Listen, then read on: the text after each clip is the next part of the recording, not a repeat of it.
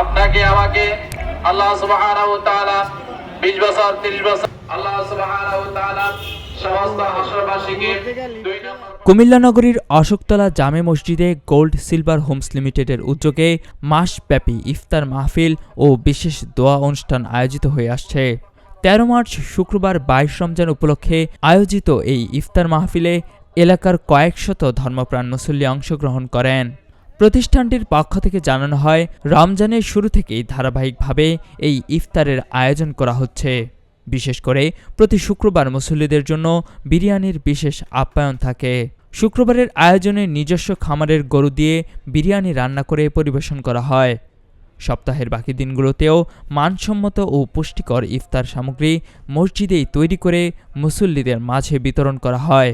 ইফতার মাহফিল প্রসঙ্গে gold silver Holmes লিমিটেডের পরিচালক মোহাম্মদ ফারুক আহমেদ বলেন, মক্কা ও মদিনার আদলে আমরা এই আয়োজনটি করছি, যেখানে ধনী দরিদ্র ছোট বড় ভেদাভেদ ভুলে সবাই এক কাতারে বসে ইফতার করেন। ঐতিহ্যবাহী কুমিল্লা শহরের অশোকতলার আমাদের অত্যন্ত পুরনো মসজিদ অশোকতলা জামে মসজিদ। আমরা অশোকতলা জামে মসজিদে পুরো রমজান মাস ধরে আমরা ইফতারের আয়োজন করি। প্রথম রোজা থেকে শুরু করে আজকে 22 রোজা, আজকেও চলছে তারই ধারাবাহিকতায়। আজকে আমার নিজের ফার্মের গরু এবং আমরা নিজেরা পাকাইয়া এখানে আজকে বিরিয়ানি পাঠাইছি এবং প্রতিদিনই আমাদের খাওয়া চলে। প্রতি শুক্রবার, প্রতি সপ্তাহে আমাদের এখানে বিরিয়ানি দেওয়া হচ্ছে শুক্রবারে এবং অন্যান্য দিনও হয়। এই পর্যন্ত 5 দিনে বিরিয়ানি দেওয়া হয়েছে। আর প্রতিদিন আমরা আমার বাসায় নিজের হাতে পেঁয়াজু, আলুর চপ, বেগুনি, তারপরে যেটা আছে ডালের বড়া, এগুলা দেওয়া হয়। তো আমাদের এলাকাবাসী সর্বোচ্চ সহযোগিতা আমাদের করছে। আমাদের মোতালিক সাহেব, ইফতেখার খান সাহেব, উনিও প্রথম দিন থেকে অনেক পরিশ্রম করে যাচ্ছে।